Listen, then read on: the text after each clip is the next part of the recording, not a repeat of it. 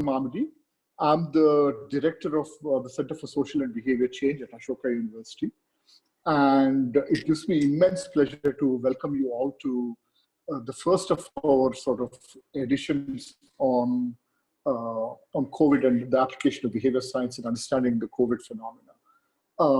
Our series is called Behaviorally Speaking, and we hope to have several more editions of this as we go forward. First of all, I would like to place on record my thanks to my team, Smriti, Saksham, and Priyanka for helping put this together. Just a quick introduction to CSBC for those of you who don't know us too well. We are a new center founded by BMGF at Ashoka University, and we are partnering with Niti Aayog in helping setting up the first behavioral insights unit for the country. And so this is the first of our webinar series editions, and we hope you will enjoy the conversation. So we have an outstanding panel of guests today who will be introduced in greater detail by my colleague Smriti. First, we have Avinash Bora from Ashoka University, Professor of Economics. Then we have Tushar Vyas from Group M. Alex Sutherland, an old friend of mine from Oxford, who's now at BIT, and then Alasdair Stewart from BBC Media. I welcome you all. Let me sort of hand over to Smriti, who will initially set the context for the session, and then she will introduce the speakers, and then we will launch straight into what they have to say. Thank you very much, and welcome again. Thanks, Pavan. Good afternoon and good evening to everyone, and I welcome all our panelists and our participants to our first webinar on COVID-19 and Infodemic. Just to briefly set the context for today's discussion, fake news, misinformation or disinformation is not really new, but it's probably the first time that we are facing this at such a massive scale where information or a misinformation which is, prevalent in one country is able to spread as fast and as virally as the virus itself. And we, for the first time, are actually facing the negative impact of misinformation and infodemic in our lives. And as Ted Rose had rightly said, that we're not only fighting a pandemic, we're fighting an infodemic. And this webinar is trying to address some of the key questions around how can we address the infodemic that we are facing from different point of view. So I would like to introduce all our panelists and in the order of their speaking. As Pavan rightly said, we have Professor Avinash Bora from Ashoka University. He will be focusing his discussion on the larger landscape of information consumption and production and its associated impact on our behavior, on economy, and how do we consume and reciprocate to information. Followed by Avinash, we will have Tushar Vyas, who's the president for South Asia Group M, and he will be talking to us about the media landscape, some consumer sentiments related to COVID-19 and how brands can help. You're not being very clear. Hello? You're breaking up. Okay. Can you guys hear me better now? Okay. Moving on. So I was introducing Tushar Vyas. He'll be talking to us about the digital media landscape and how misinformation gets consumed on this platform and what can we do about it. Then we have Alex Sutherland from the Behavioral Insights team, and he will be broadly talking about the behavioral principles and the nudges that we can utilize in our work to address this crisis. And finally, we'll be hearing from Alasdair Stewart from BBC Media Action. He will be talking about the medium and long-term strategies that BBC Media Action is taking currently to respond to the infodemic that you're facing, and some key questions around research and media capacity building needs to curb the misinformation now. So thank you all of you for taking out time to talk to us today. Before we get into a session, for the audiences who are participating with us, I would like to set out few brief house rules. We have disabled the attendees' audios and the chat box, but we'll be taking the questions. you can use the Q&A tab at the bottom of your screen to send your questions. We'll try to address as many questions as possible throughout the session. And we'll also be recording this session and posting it later on. So to begin the session, I would once again like to invite Pavan to start off the conversation with the panelists.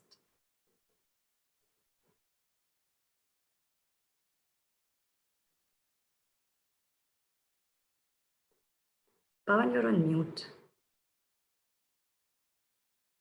Unmute now. Okay, sorry about this. I'd like to sort of bring in Professor Abhinash Borat, a professor of economics, to talk a little about the larger landscape of information production and consumption and its associated impact on the economy, politics, and society. And also, as someone who takes a very keen interest in signaling theory in economics, I would love to hear from him, his views on how one can sort between misinformation and authentic information. Can we use costly signals and so on? I would love to get, may I invite Abhinash Borat to start off the discussion. Okay, thanks, Pavan, Smriti, the whole CSBC team. It's a pleasure to be here. So let me share my screen.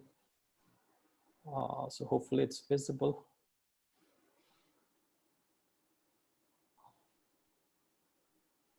Okay, and also kind of course, thanks to Alice there, and to Shah. It's a pleasure to be with you. So what I'm going to do is provide an economic analysis, or what I think is an economic analysis of media markets and misinformation, disinformation. So one of the strengths I feel of economics as a discipline is that it allows us to understand what are stable aggregate phenomena as outcomes of individual behavior and incentives. And so economics kind of ties down, or economic analysis can ties down the micro to the macro, and allows us to kind of get a sense of what stable arrangements are. I think that is useful, a useful bit of the of our considerations about media markets and misinformation. So I'll take a behavioral economics perspective, and I think that perspective is interesting because I think both terms have a bite. I think talking about economics of markets without kind of understanding the significant behavioral aspects of information consumption and production, I think, is misleading. Just as talking about just the behavioral aspects without talking about kind of the economy, things like scarcity is also kind of misleading. So hopefully a behavioral economics perspective takes us at least a little distance in terms of analysis. So what I also want to mention is that none of these concerns are new. I think a lot of us have been thinking about these concerns in the larger context of operations of democracies. I think what the COVID crisis does is kind of provides us an urgency to think about kind of some of these issues, and kind of it stares at us quite starkly. Okay, so markets are about demand and supply. So if I talk about markets, I want to talk about demand side, supply side. So let's start with the demand side. And to talk about the demand side, we need to have some view, or take some view of what behavior is, what cognition is. And here, again, it's not the only way to do it, but I think one useful framework to think about behavior is within the context of these dual process theories of cognition, which goes back to psychologists like Evans and Stanovich, Kahneman, of course, another leading name. So what are dual process theories of cognition? Very quickly, and there are lots of complexities that I'm kind of brushing aside for this discussion. So dual process theories of cognition essentially want to think about behavior resulting, and cognition resulting out of the interplay of two systems, system 1, system 2, or type 1 cognition and type 2 cognition. So what are these two systems? Well, system 1 is a rapid autonomous cognitive processes that yield default responses, so quick answers to questions. Whereas, so one characteristic of system 1 is because it's quick, it's default, it requires very little working memory. On the other hand, what's system 2? System 2 refers to higher order reasoning processes that may or may not override default responses. And the characteristic of system 2 is that it's cognitively costly. It requires working memory. So how, from a cognitive perspective, how do you economize on working memory? Well, and this is the key observation, is that the way system 1 and system 2 interact is within a default interventionist setup, which means that system 1 will almost on every other decision kind of come up with kind of these quick responses, quick decisions. If it's kind of, say, for instance, costly, system 2 might kind of override. So one way in which Kahneman characterizes this default interventionist form is to think about system 2 as a lazy controller. Okay, so this discussion, so why is this discussion useful? I think one sense in which this discussion is useful is because it lays the ground for what is kind of the first generation of behavioral economics models, which is kind of replicates the famous heuristics and biases program of Kahneman and Tversky. So how does this play out in terms of decision making? Well, heuristics are an expression of this cognitive process. So what are heuristics? These are functional but very often imperfect rules of thumb or mental shortcuts that allow us to form opinion and take decisions quickly. They're very useful because they conserve costly cognitive resources. But because these are shortcuts, they may also result in biases. So examples, so availability bias, right? So in terms or the availability heuristic and the availability bias. So in terms of when we have to form judgments, very often things which are readily available to our memory disproportionately influence our decision making and opinion. So if I were to ask, will more people die in India this year of diabetes or COVID? The immediate reaction, given how much COVID news we consume, is to just come up with COVID without kind of maybe a reflection on or contemplation about numbers. Similarly, if I were to ask, so confirmation bias, which is essentially the idea that things which I believe in, that evidence I systematically weigh heavier. So if I'd ask, is the crime rate higher amongst immigrants than in the general population? If I have a very strong anti-immigrant stance, my instinctive answer to that question might be yes, even without looking at the data. So one observation about heuristics, and this goes back to Kahneman, which is important, I think, in the current context, is that Kahneman thinks about heuristics as a cognitive substitution. What does it mean by that? Well, a lot of questions are quite complex in nature. They're hard to answer. And what heuristics do is to substitute that complex question with a much simpler question. And that's particularly relevant for COVID, given the huge uncertainty and given that we don't have answers for a lot of questions that might be important at this point. Okay, so how does all of this lead to kind of, can relate to misinformation? So here's the first story. So one possible channel through which misinformation might work is that decision-making or beliefs might be too heavily system 1 driven, which means that you do not put sufficient reflection and reasoning to judge information. And that could be one reason why you are susceptible to misinformation.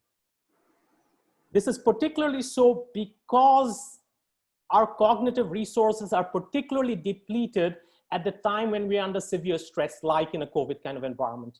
So if you are worried about whether you're going to lose your job, whether kind of when's kind of what's long-term financial planning and things of that nature, your cognitive resources are particularly depleted, a process which you might think of as an ego depletion, referred to in literature, and that might further kind of make you susceptible to misinformation. How do we address this very quickly? So one thing that research shows is that if consequences matter, if things are costly enough such that it actually matters, you actually are kind of more receptive to being careful with information. And that should give us one hint for if this is a channel as to how to deal with the situation. Right? So for instance, a clever app designer could say, for instance, design an app in which we kind of test this ability of basically give fake news and correct news and create a system by which people kind of learn to distinguish between the two. So if this is the channel through which fake news operates, then that could work. But my main worry, my bigger worry about fake news is not that channel, although it's a concern, is what in the literature is a second channel, which in the literature is referred to as motivated system 2 reasoning. So here, what drives misinformation, disinformation channels are partisan relationships in society. And so deliberation and interaction across ideological groups increases engagement with motivated, misinformed news which support the position of your particular ideological group. Again, we have a lot of evidence of this in the literature. I won't go through this here, but the important thing is there's a couple of important observations. So the first important observation is that here social networks matter and in-group, out-group divisions matter, because that's what's driving this channel. And this channel operates beyond echo chambers, right? So there's a large literature now on echo chambers, which talks that, okay, part of the problem is that you only interact with people from your own group, right? Here, that's not what's happening.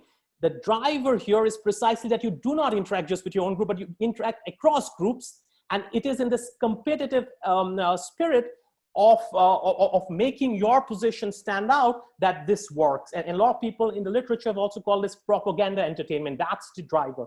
And you can almost think of this as a confirmation bias on steroids. And why? Because of the simple reason that, look, I mean, if I disagree with you, so I might have some beliefs and I say, I strongly believe in a particular piece of information. If you don't and you contest that, I'm going to retort back and you are going to retort back.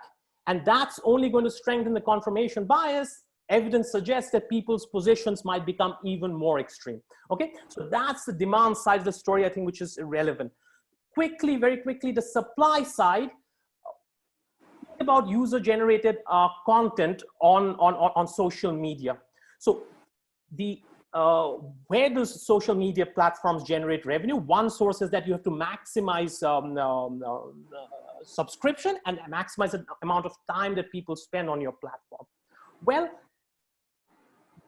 you're not getting paid for being on the platform for creating this kind of output which is valued. So you don't get a check from Facebook for the time you spend there. So therefore, to motivate you, to incentivize you to spend that time, it has to be non-pecuniary incentives. And if creation of these extreme emotions, partisan emotions, kind of create an incentive for you to stick around, then it's incentive compatible for the platform. The other thing in terms of television media, say for instance, is that it can then, if this ecosystem exists, it can then pick on this and actually make its content more partisan, appeal to it. And we all know that kind of producing partisan emotional content is much cheaper than producing kind of objective, well-edited news. So essentially this ecosystem works together, and along with kind of the demand side support each other. And there's an old law in economics called the Say's law, which says that supply creates its own demand. This is a good example of that you can over and over again, from the media company's perspective, you can create and supply this, and it's going to get eaten. A lot of people say that, well, at the time of the pandemic, we should not see this, but that's not the evidence. So most of you are familiar with this graphic. It's the India Today's, one of their representations of the Tablighi Jamaat event at the Markaz Nizamuddin, which was one of the hotspots, but I think I don't have time now, but we all know how this event was played up to create heightened Islamophobia.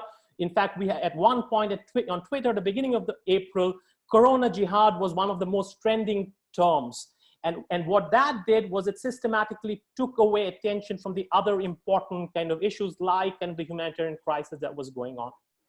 So I'll just stop there. I'll just say that Avinash, Avinash, thank you. I mean, that's an excellent sort of starting point for this discussion. I really appreciate the stuff that you said about cognitive loads rendering people particularly vulnerable to fake information. I would love to revisit that part of your discussion in a short bit.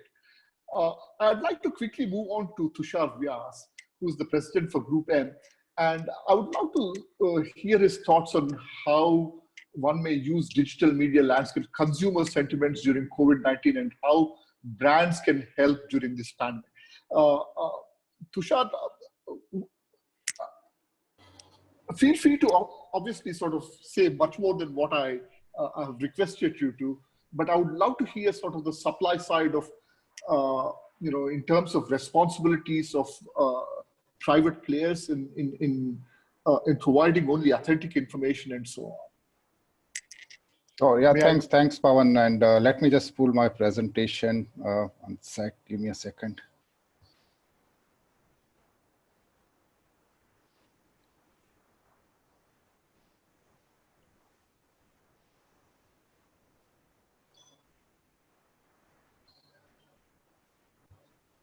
Yeah. Yeah, please. So I'm going to talk more about from a commercial perspective and what Avinash spoke about advertising industry. In fact, I am part of advertising industry for the last 20 odd years. And if you look at, and Smriti also touch upon, one sec.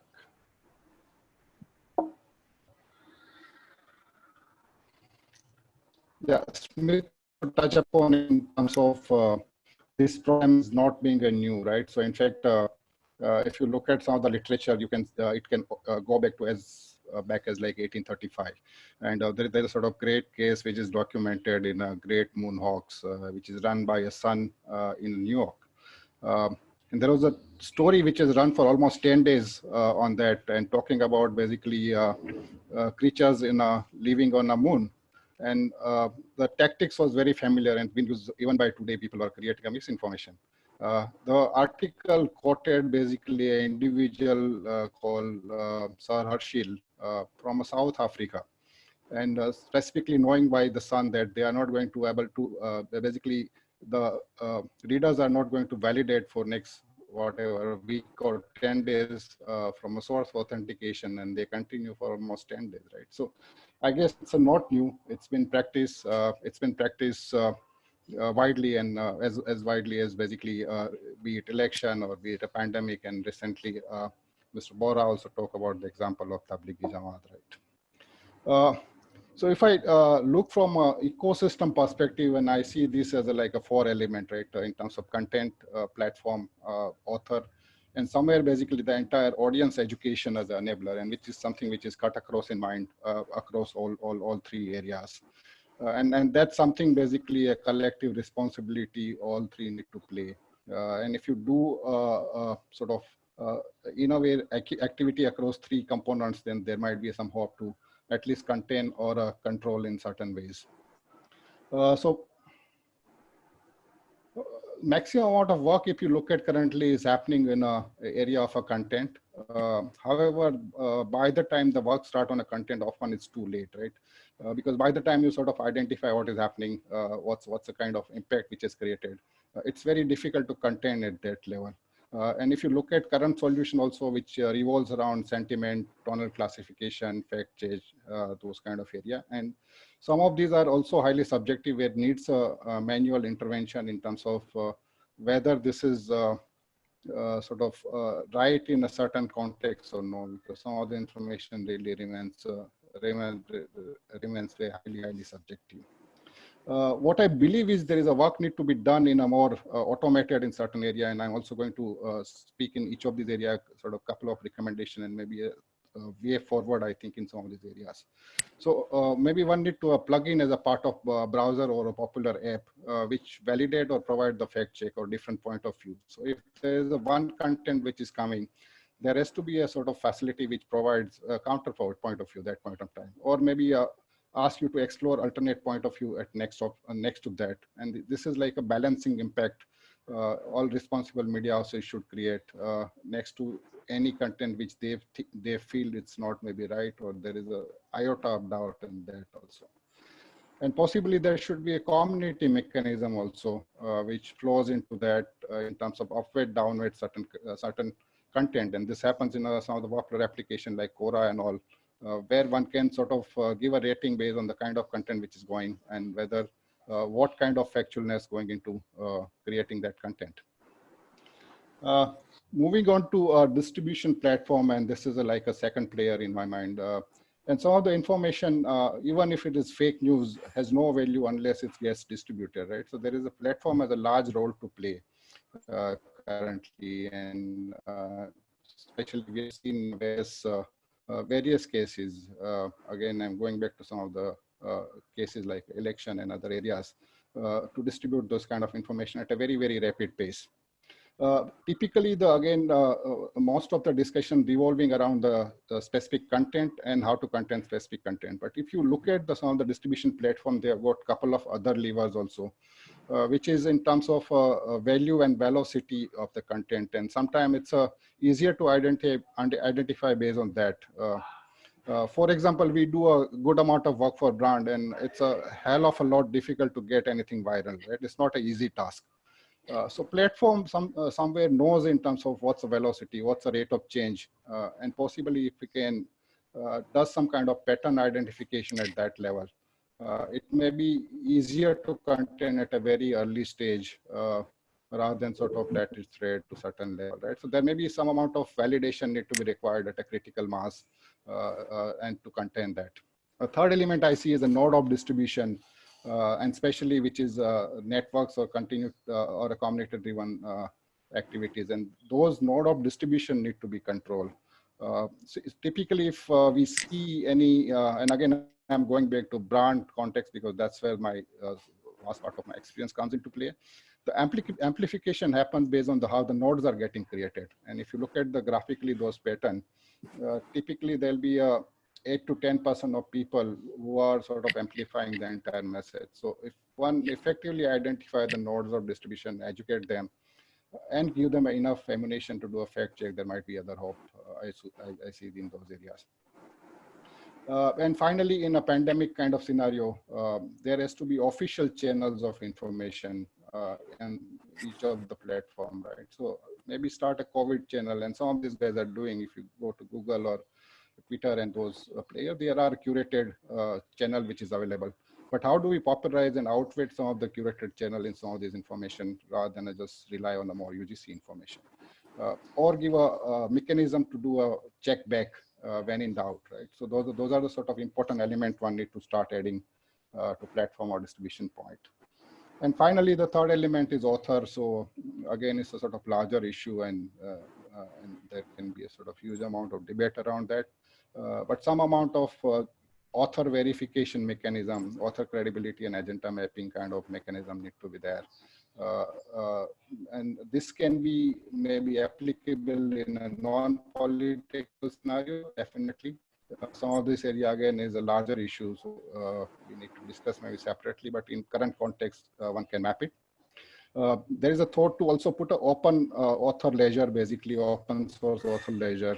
So if you look at any information, right, be it a movie, be it a books, there's always a ledger which is available. But when you look at the online content authoring, there is a very limited information available. So maybe a collective information source, one can create an open source and which can be validated against that. And there is also possibility to learn from past pattern and a pre-screening mechanism because there is a history of activity which is happening, and one can look at the age of account, whether it's a UGC or enterprise which is placed, tweeting or talking about it. What's the place? What's the time? Is there any bias? Is there any past history? So those are the parameter one need to look at it. And if there is a vigilant governance or a legal framework can come into this space. And finally, there is especially this kind of COVID kind of scenario, there has to be official government channel where one can always rely and go back. So there is a right source which is coming into play. Finally, I think there is also room for some kind of mnemonics into that, right? It's more like icon of trust. And I'm sure all of us are familiar with the blue tick, which is available on Twitter and Instagram and stuff like that. So it's a small element which is sitting there, but it adds a significant amount of familiarity and trust to what content getting put by those authors. So there has to be a stronger mechanism and a high degree of education required for audiences to drive those kind of authentication, and audience should be able to validate which is coming from the identified sources and which is not coming from identified sources. Moving to my last point in terms of role of a brand and influencer in driving credibility. And somewhere I sort of feel that there's a brand has a large role to play in amplifying or multiplying what sort of governments are doing or community is doing. And some of the example I sort of curated from various sources and mix of India and international. So Google's partnering with WHO and doing the Do the Fi kind of communication. And again, multiple brands are sort of joining the hand to drive that. Or a social distancing, which is been sort of promoted by Nike or a Fevicol or a McDonald's in various cases. And some of the media houses also come forward to drive this. So what I put here is a Hindu ad, which is run in the South, right? And they have clearly said what we are going to take is a right kind of message, and we are not going to run anything which is opportunistic in the nature. especially in a COVID scenario. Similarly, if you look at, there is a celebrity which has come forward to create a message and which has created a huge amount of impact again, in an Indian context. Amitabh Bachchan talking about distancing, or Akshay Khanna kind of celebrity talking about and creating a song. All these are going a long way in terms of creating some kind of credibility and reinforcement. And finally, truth is whatever people will believe. So again, Professor Bora spoke about the confirmation bias. Again, that's also an important part. So again, there is no easy answer for some of this, but that's sort of point I would like to end with. Thank you so much, Tushar. We will return to some of the things that you said about reputational capital and the role that brands play. I would love to sort of pick your brains on that as we go forward. But quickly, I want to turn to Alex Sutherland from the Behavioral Insights team. He's the chief scientist there. Alex, we would love to hear from you about what kinds of strategies do you think we can devise to nudge people into becoming better consumers of information? I don't know if I ever mentioned to you, but we are doing a project on privacy in collaboration with Omidyar and Busar on how people reveal information that's private to them and how we can nudge them. But I would love to hear your thoughts on what are the methods that we can use to apply behavioral science to the end of nudging people to becoming more discerning consumers of information. Alex? Great. Yeah, thanks. Can you hear me okay and see me okay? Yes, very much so. Great. So yes, so thanks for the invitation, Pavan, and everyone at CSBC. It was really sobering to hear from Pavan before the webinar about the sorts of problems that colleagues in India are facing. I guess I haven't got any slides, so I'm just going to talk. I've got some notes, so you might see me looking away. I'm going to just talk and address some behavioural principles and ideas that can be used. And to those on the webinar, I'm sure that many of you, if you're interested in these things, will be familiar. But I think some of these things bear repeating. I'm very grateful to Professor Bora for talking over the points about dual systems approaches earlier on. That kind of helps kind of lead into some of the points I'm going to make here. To start with, it was a very salient example over the weekend in the UK. A story circulated that the first volunteer in one of our first vaccine trials had died. Now, this was totally untrue, but it does make one wonder what the motivation is for creating and propagating such information. So we should really care about fake news and misinformation, because how we counter it, because experimental evidence shows us that misinformation can actually cancel out the effects of telling people just the facts. So if you're comparing people are told just the facts about something and you combine the facts with a little bit of misinformation, it can actually reduce the impact of the facts themselves on people's knowledge and beliefs. I also think it's important to keep, or helpful to keep in mind, distinctions between misinformation, which could just be a mistake or error, something which is just simply false, disinformation, itself, which could actually be an intentional or deliberate act to misinform, effectively to harm our ability to make good judgments of decisions, evidence-based decisions. There was also a point made previously by some in another conference about that the outcomes of misinformation, or the intent is not there to mislead, could actually be just as bad as disinformation. So if you're pushing something out there because you don't agree with it or think it's nonsense, the actual outcomes might still be harmful if people follow that information. I guess it's also interesting to think about why some people might be susceptible to misinformation, and actually test out some of these theories. And Behavioral Insights team has done some of this work. So we tested out motivated reasoning and whether cognitive reasoning ability were related to people's ability to discern misinformation. And we tested this out with about 3,000 participants in an online study, which is replicating some work in the US. And what we're doing is taking what I call kind of real fake news and real news. So fake news that's out there in the world and real news that's out there in the world, and actually seeing, you know, why people believe these things and what kind of associations we can find from that. And there were three main points. The first is that better cognitive reasoning ability meant that people were better able to discern real from fake. So just greater cognitive ability meant that people actually could tell fakes more easily. There was also support for motivated reasoning. People do believe information that supports their existing biases and priors.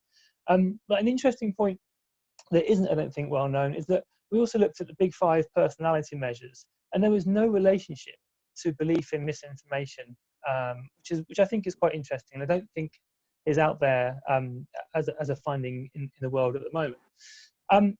On the point about behavioural principles, it was, try and think about how we curve the infodemic, which I think is a wonderful phrase, by the way, infodemic. It's actually curbing it seems quite difficult. I mean, perhaps other speakers can address that or have already. Maybe it's about how we filter or assess the information in relation to that that's important. I guess being aware of our own biases is really important, as Professor Bora made out, and there's a spectrum between selective attention, so focusing our attention, tuning out other details, confirmation bias, actually looking for information that supports our worldview, and motivated reasoning, which is rejecting facts that disconfirm our beliefs. And these aren't my definitions, these are ones I'm using from other people. A reference point here is Sander van der Linden's work. We also need to be conscious that our biases affect what information we seek, from whom, and what we actually believe. So we'll believe information that comes from someone that looks or is like us, over and above someone that isn't in some way. And there was a paper that Tali Sharot and Cass Sunstein have published this year that talks about these points, that information might affect our actions, our affect, or our cognition, and there's some kind of calculus involved there. And it's quite interesting because they present this as like a counterfactual. So before you decide to go and find some information, you might think, what will I feel like or be like knowing this information and not knowing this information? And then that helps me decide whether I should pursue it. And I guess another point, just riffing off one of the earlier speakers, is that with all the kind of fear and other kinds of worries that COVID brings along with it, we might end up tunneling. So this point about scarcity actually might mean that we're focusing our attention at the cost of better decision making. We might just be latching onto things that are easy, as previously made. So what can we do? I guess taking these more general points about information seeking, we can apply them to think about COVID-19. So we're constantly making choices about what information we're seeking, what we want to know, deciding what information to take in or ignore or not even search for, and what sources we seek out. So the challenge to the audience is to think about the last time they actively sought out a source that they thought they would disagree with, whether it's a left or right leaning paper or whatever it might be. So suggest, thinking about kind of alternative sources, being very conscious of the influence of other people on our perceptions. So asking yourself whether you're believing something because everyone else says it's true, or perhaps even worse, you're believing something because you think everyone else thinks it's true. And those two things could be acting on us. Individuals can stop spreading things themselves. We can take action ourselves. So pausing before forwarding something, even if you think it's funny because it's so dumb, the outcome might be harmful regardless of your intent. So again, we can take action ourselves. Again, Sander van der Linden's work talks about prevention being better than a cure, and there's a talk around pre-bunking and essentially kind of inoculating people against fake news or misinformation. There's some interesting suggestions on this, how to do it. So exposing people to the process that fake news is generated by through gamification. So you take on the role of a fake news or misinformation merchant and actually try and produce fake news, and showing someone how this works might be better than telling people not to do it. And we've tested some of this in schools. It didn't look like it was effective, but again, I think it's worth further investigation. There's another point about beyond kind of consumers, what can institutions or governments do with their messages? There's some basic stuff that everyone who's interested in behavioural insights probably knows about, but simple messaging, uncluttered, as few words as possible, or indeed no words, just pictures. Make these things specific, what actions you want people to take. I think also I'd advocate very strongly testing messaging. We've done a lot of this a bit. It's on the BIT blog in relation to COVID. So we compared different posters from public health agencies across the world with experiments, and basically the ones that had bright infographics and minimal text made hand washing most effective. So that's I think an important take home message. And there's some webinar on Wednesday about this called Crafting Effective Communications During Crisis. It's sold out, but the video will be online later. I'll just talk very quickly, if I may, Pavan, about just some basic rules of thumb, which people kind of have covered a little bit already. So how do you kind of help yourselves use reliable sources, check those sources? If it's sole source, if there's one source of saying something, it's much more likely to be mis or disinformation. We can verify things ourselves by looking things up. There are also meme checking websites. Another thing to think about is how confident you are in the information put in front of you. How confident are you that this is something which is true or false or believable?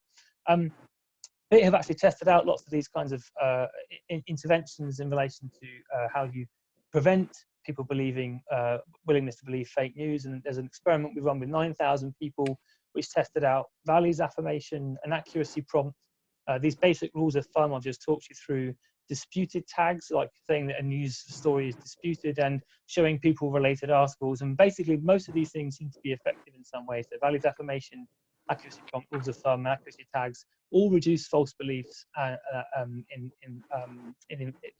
beliefs in false information. And I can finish up. There's a bit about government communications, and I can talk more about that, but I've already mentioned it, so I'll wrap it up there. But I hope that was a not too quick a tour of ideas. No, thanks. Thanks, Alex. You touched upon a couple of my really favorite concepts. Particularly, I love that paper by Tali Sharrett and Cass Sunstein.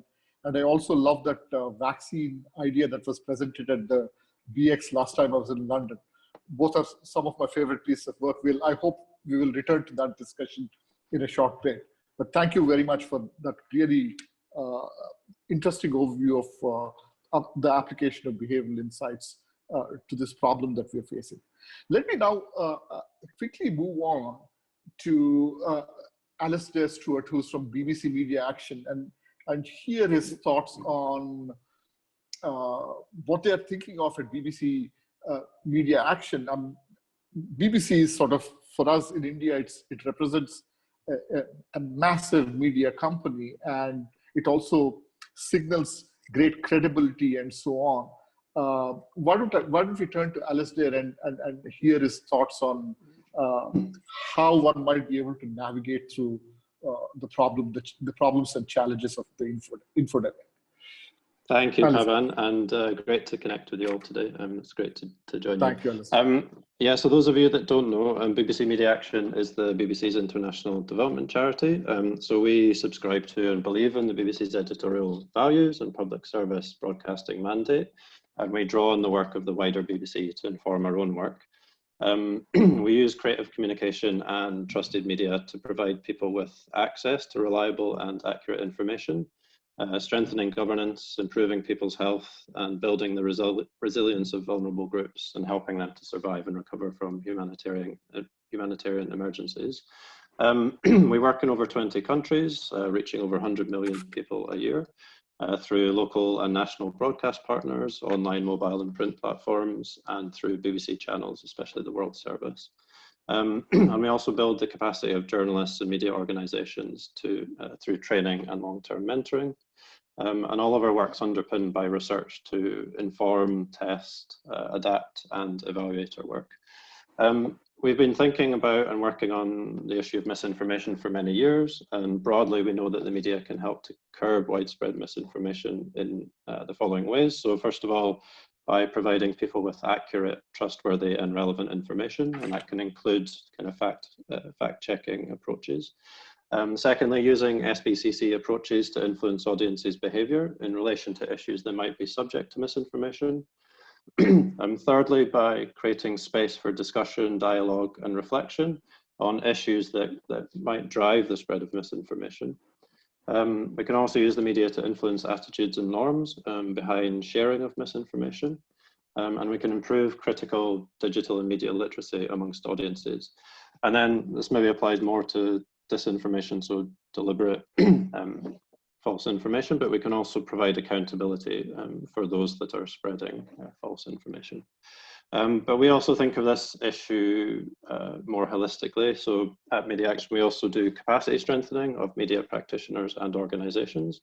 So that includes things like helping them to improve their editorial and production processes so they can provide audiences with accurate and trustworthy information, supporting them to use techniques that can help to fact check information, strengthening their ability to engage audiences. So for example, by using more creative production approaches, helping them to be more aware of their media market that they're working in and develop a brand identity, and also helping to support improved financial and management practices. And all of that links into our broader agenda around how do you support independent quality media in any particular ecosystem.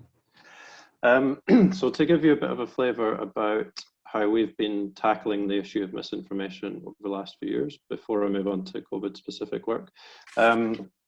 In Sierra Leone, for example, BBC Media Action has the largest Facebook page in the country. It's followed by around 10% of the adult population.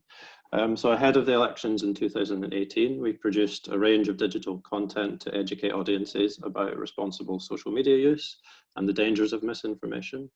We also trained 700 journalists, electoral workers, and think crucially young people who were quite active on WhatsApp groups in how to ensure that the information they were producing and sharing was more accurate. And our research showed that following that training, there was a 25% increase in the number of participants who agreed that they could identify untrue news stories or fake news.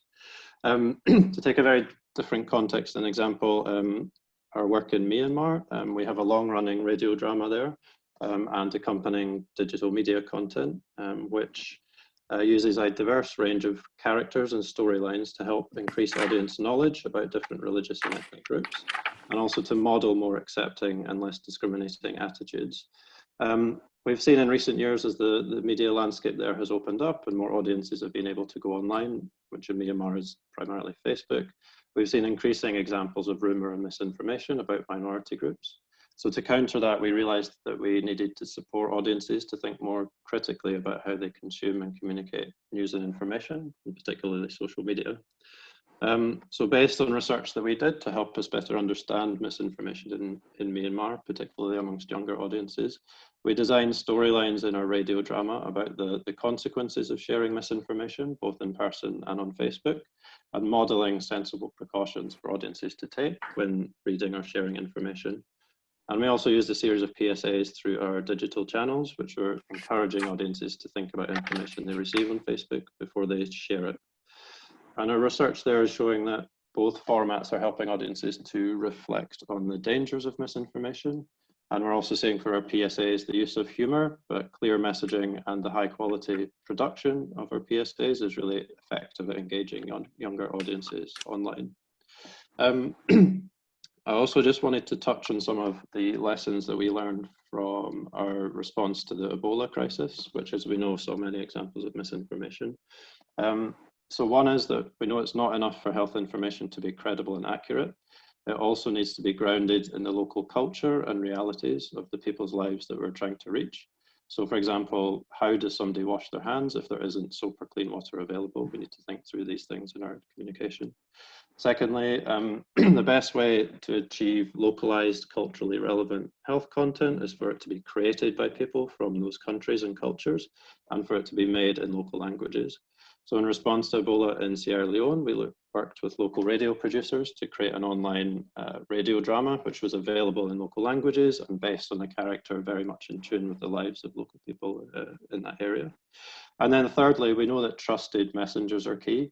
So during Ebola, we saw the importance of using local religious leaders, for example, on local radio and social media to influence and overcome beliefs and attitudes and social norms, which were affecting the uptake of necessary health behaviours. So for example, around burial practices. So we need to think about who the messenger is for information. And we also draw on the broader research of the BBC. So many of you might have seen BBC's research on misinformation in India. I think somebody mentioned it earlier. But for example, that shows there are many different motivators behind spreading fake news. Some deliberate, but also often people are just wanting to share information, or they're wanting to be seen to be sharing the same information as other people. So I'm going to talk a little bit about our own response on COVID-19. Let me just see if I can share my screen with you.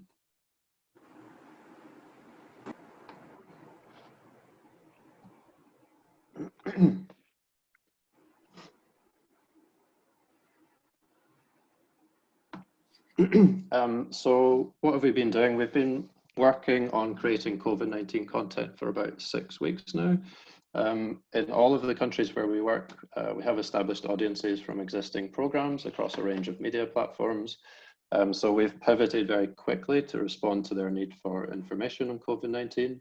and to capitalise on the existing relationship and engagement and trust that we have with these audiences. So using resources from the WHO, we've focused on providing factually accurate information about prevention and what to do in the case of suspected symptoms of COVID-19. And all this information is being checked carefully by our senior health advisors and is also reviewed by our editorial team. Our first strategy was to create content which is quite generic so that we could use this quickly across a number of different countries. But we're now looking at creating more specific content for particular countries that's more relevant to localized needs, localized misinformation, that kind of thing.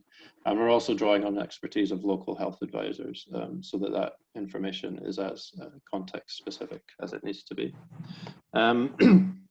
And we're also now disseminating content specifically on COVID misinformation, encouraging audiences to pause and think carefully about where they're getting COVID-19 information from and verify that if possible.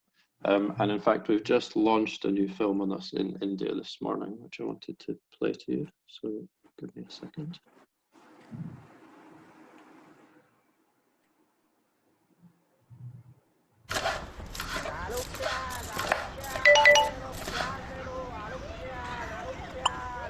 गौर से देखिए इस घटना को, इसे देखकर आपका खून खौल उठेगा। कुछ दृश्य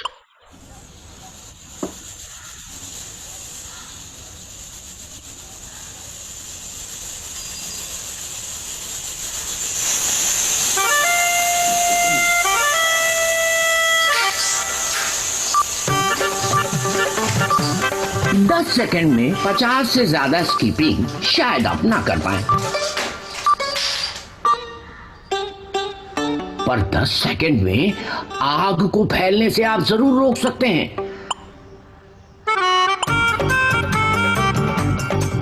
किसी भी फॉरवर्ड को आगे शेयर करने से पहले 10 तक गिनो और सोचो, क्योंकि आग फैलेगी या बुझेगी, ये आपके नेक्स्ट एक्शन पे डिपेंड करता है। Yes, so that's an example from India, at least today. I should also say we're rolling out online and remote training for media organizations on how to respond to the crisis, available in multiple languages. And that includes sessions on the role that media can play in fighting the coronavirus, what information audiences need, and also handling and preventing rumors and misinformation. And at Media Action, we're also adapting the research that we do. So we're making a lot more use of desk research and existing audience survey data to help us understand target audiences for COVID-19 information. So examining data on media habits, trust in different sources of information, who key influencers are, that kind of thing. Some specific research questions that we're looking at are around what information sources people have access to, which they use for different types of information and which they trust, what levels of trust people have in different information providers, so levels of trust in government, humanitarian agencies, experts, religious leaders, those kind of things. What steps, if any, people take to verify information. And then things related to COVID specifically, such as levels of awareness and knowledge, what attitudes and beliefs the different groups are, which might be shaping how they react to COVID-19 information, key barriers and motivators that drive uptake of mitigation measures, and what kind of information resonates best with different people in relation to the crisis. And then we're also trying to explore the role of emotion and how people perceive the severity of the crisis and how that affects their response to information. And as we gather this data, we'll be using that to inform and adapt our approach to content creation. There are a few other kind of issues around framing of some of our content that we're thinking about at the moment. So the importance of considering the vulnerability of particular target groups and how that might affect their likely motivation in response to information. The idea of using language that can prime people to take action to benefit others. I think somebody touched on it earlier, but this issue of loss aversion. So the idea that pain of loss might be a greater motivator than the prospect of gain, and how does that influence your messaging? And then also we've been thinking about the need to be careful about repeating misinformation. So I think this is one of the potential issues of the fact-checking approach, is that it can actually give oxygen to misinformation. So just being careful about that. And just to wrap up, as we progress into the next phase of our COVID-19 response, We're making plans to build in more automation. So for example, by creating information services on messaging apps.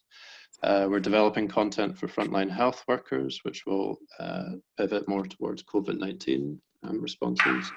And we're also starting to think beyond the time when the information need is purely around issues such as hand washing and social distancing, but to issues around addressing the social, economic and psychological effects of the crisis. So building resilience, focusing on non-health issues such as livelihoods, economic resilience, social cohesion, those kind of issues.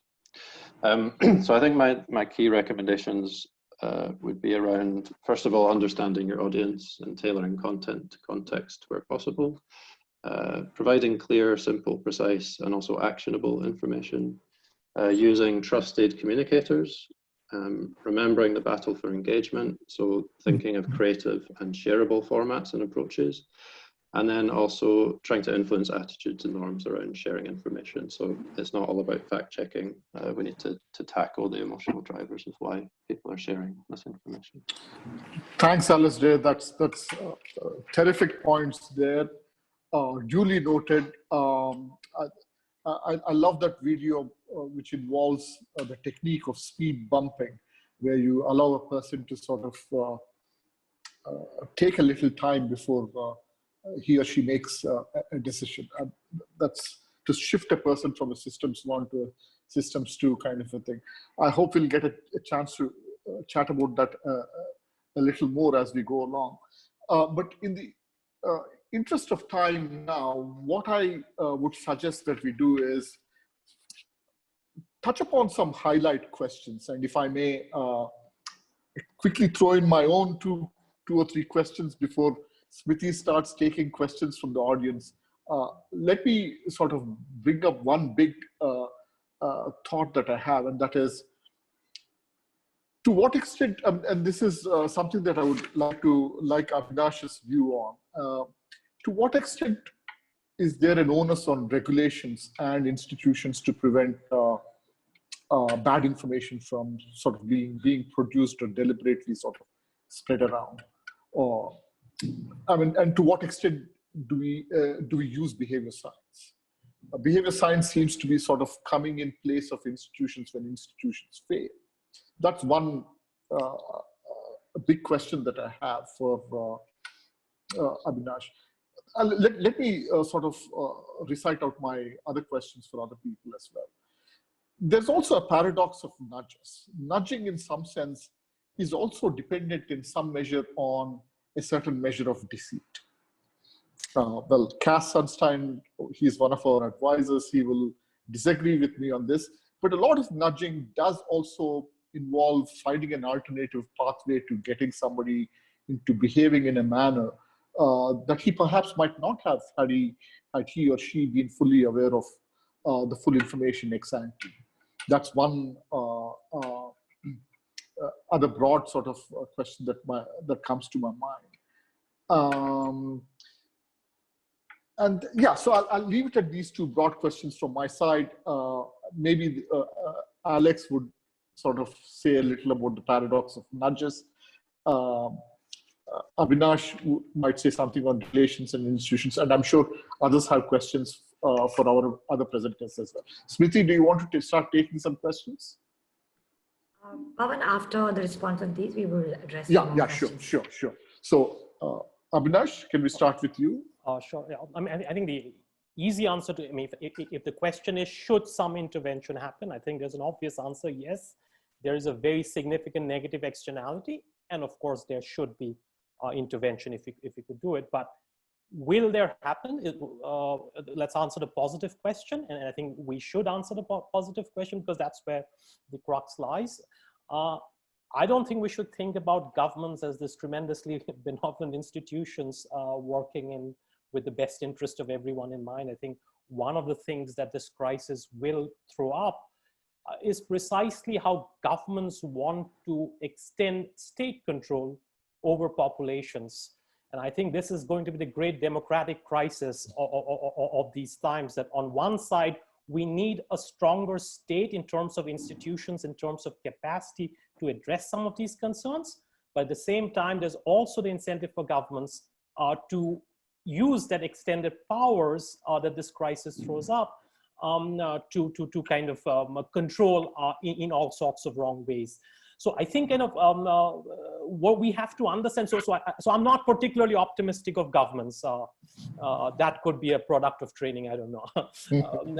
But I think one thing that therefore I think the decentralized market solutions to these problems, and I think that's why understanding incentives are so important. I think a lot of, especially with partisan reasoning, partisan misinformation spreading through that channel, I think that it's really loaded against us. I think there's a very stable set of relationships in terms of an equilibrium phenomena that's hard to break. But I'm not all sure that it can be done. I think this space at the intersection of behavior, communications, media, economics, and politics must throw up innovative solutions. And I think part of it is kind of, yeah, we talk about nudges, but what about, so one set of nudges that we can think about is nudging each other, in as much as nudges are cognitive exercises in cognitive reorientation. Let's cognitively try to reorient ourselves towards more democratic ideals in our public life, okay? So I think kind of, it's amazing how ridiculous elections have become, how useless they have become in terms of answering central questions about, say, public goods, about things that we all aspire for, right? And I think kind of we can use this as a moment of innovation in which, say, for instance, you could start with public health, make it a central issue and ask, why are standards of public health so poor? Why can't we kind of, and I think kind of that's where behavioral insights come in. Can we kind of think about innovative ways in which we send this message through? I think I mean, everyone wants that, right? There's hardly anyone who does not want, presumably, kind of public health. And I think kind of it's at the intersection, kind of intersection the CSBC represents, that I really feel innovative solutions need to come up. And that's the silver lining. That's the opportunity that this crisis provides to really start thinking about our stable arrangements which can address some of these concerns. Thank you, Abhinash. What about Alex? Do you want to weigh in on the question of the paradox of nudges? Yeah, I guess as a relatively recent convert, I suppose, to BIT, nudging and so forth, although a long-term follower and interest, I don't really see them as deceit, because they're still presenting you with the options available, at least, you know, the ones we're looking at and testing out. You know, it's not a case of not showing you something, it's a case of changing the default, for example, as an example. So not removing people's agency or autonomy, but preserving it. I guess the idea is that a nudge is an implicit or explicit recommendation. And one way of thinking about it is that rather than taking advantage of our cognitive laziness, it gives us information that would be rational to take on board unless we have some reason to think otherwise. But, you know, beyond that, I'm treading into waters that are way out of my area of expertise, so I'm content to kind of cede the floor. Thanks, Alex. So, you know, Cass would, you know, obviously say that the constitution of nudging should include full disclosure. And that's one of his sort of things that he sort of, he talked about when he presented to the government here. And I take that point very, very seriously. So, Smriti, can we take some questions from the audience? I don't want to sort of monopolize. I have several questions for Tushar and Alistair as well, but you know, I don't want to take more time monopolizing the asking of questions. Do you want to? Sure, Pavan. Yeah, we're just for all our participants' information, we are extending it by another, say, 5 to 10 minutes to address some of the questions that we've received. So actually, there's a very interesting question for Tushar. And so I'll read out what the audience has asked. What can act as a barrier at these nodes to spreading misinformation? So you talked about, you know, different nodes of distribution of information. So what can we, you know, recommend that can act as a barrier at these nodes? Because, you know, individuals are often thinking from an incentive point of view, and sometimes, you know, for example, the TRP rates. So how do we, you know, control that when you're talking about nodes of information delivery? Yeah, maybe in my view, the answer lies in terms of the sort of educating them for their accountability that carries as a starting point.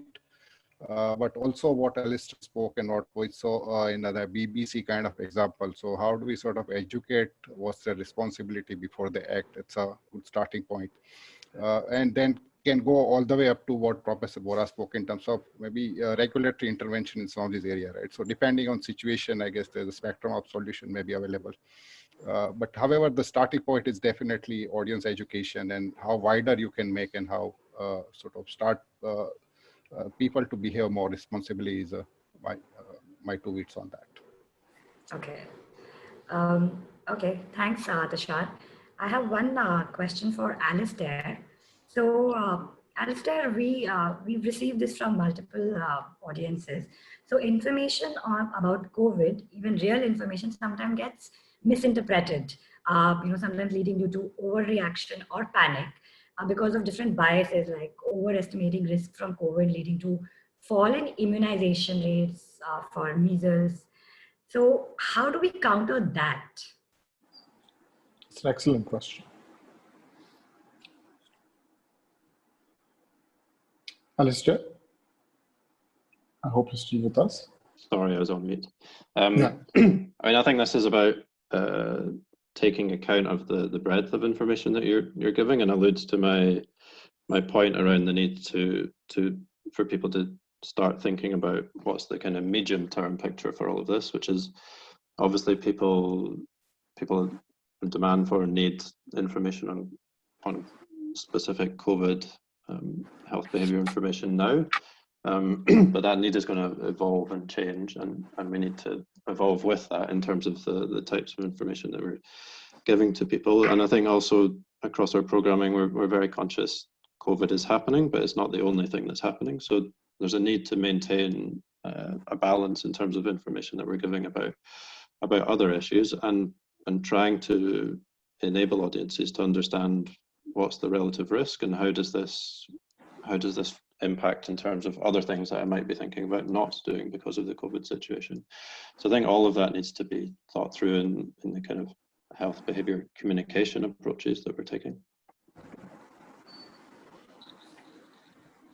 All right, I have one last question maybe we can address is for, it's about our digital platforms incentivized to create polarizing content and thus may not be able to contain this unregulated space of information.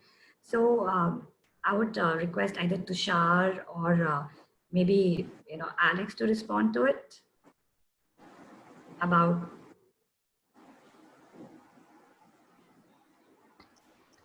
I can maybe try and answer in a sort of advertising and ad content kind of context.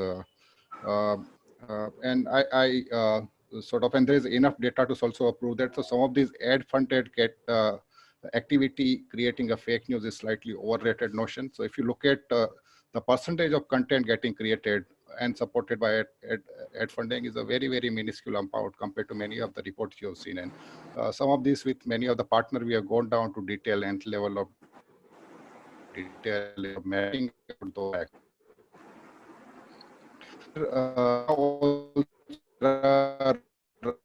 Tool with pre-measures. So most of the advertising runs with those tools where the ad doesn't get display whenever there is a content is in doubt. So there is enough technology solution as well as filtering solution which is now coming to play. Taking the scale of that is maybe less than 1%. Okay, thanks. Thanks, Tushar, for that.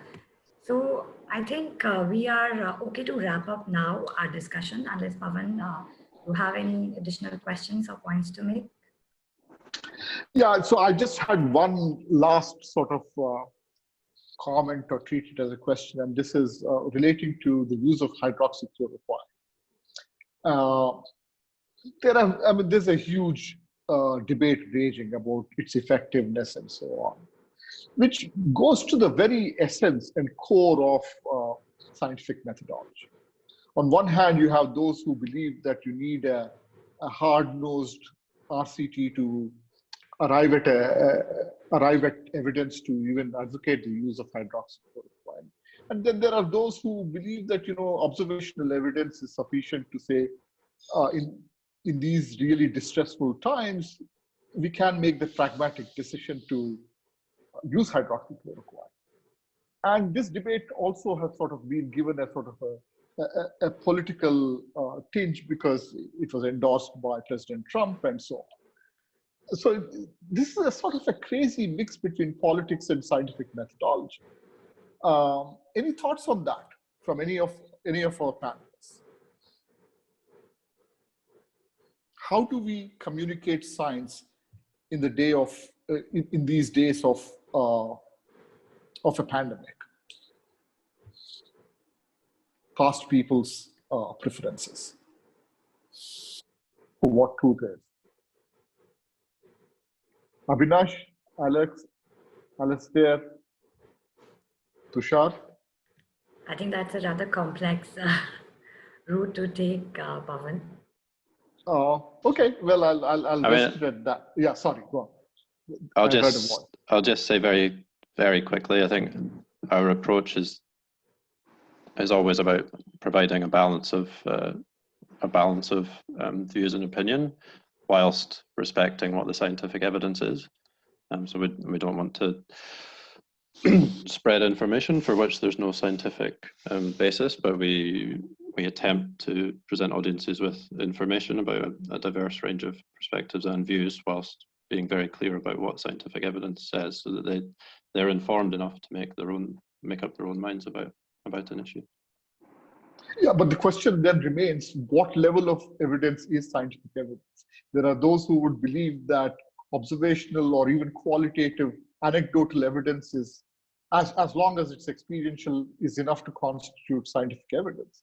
But there are, you know, the sort of the randomista types of people who would say we need, you know, large samples, and then we need to run randomized controlled trials, and only then can we advocate the use of a particular methodology. So anyway, I mean, I don't think we need to sort of get into a discussion philosophy of science here, but you know, I guess I'm as confused as anyone is about this debate. Because yeah, sorry. If I may add, I think for most parts, not always, I think the peer review process works reasonably well. And I think, you know, with COVID also, we have seen, especially in the medical journals, how quick the turnover in places like Lancet and all are. And I think that process I think we should trust that process and not be skeptical of that peer review process. Thanks everyone. I mean, that's all from my side. I'm most grateful to all of you for coming together today and then contributing to this really scintillating conversation. We hope to continue these seminars as we go forward, and on behalf of CSBC and Ashoka University, I express my deepest gratitude to all the panelists and all the participants who are sitting quietly through this discussion. Thank you very much. And I hope you will remain safe and that we will all emerge healthier and wiser once the dark cloud passes off. Thank you very much. Thanks, Pavan. Thanks, everyone. Just last concluding words for all the participants. We will be answering a lot of the questions that we were not able to take up in the discussion today on our website, along with the recording of today's session. So my thanks to everyone who participated in this discussion, and we look forward to connect with you again. Thank you. Thanks, everybody. Bye-bye. Bye. Bye-bye. Bye.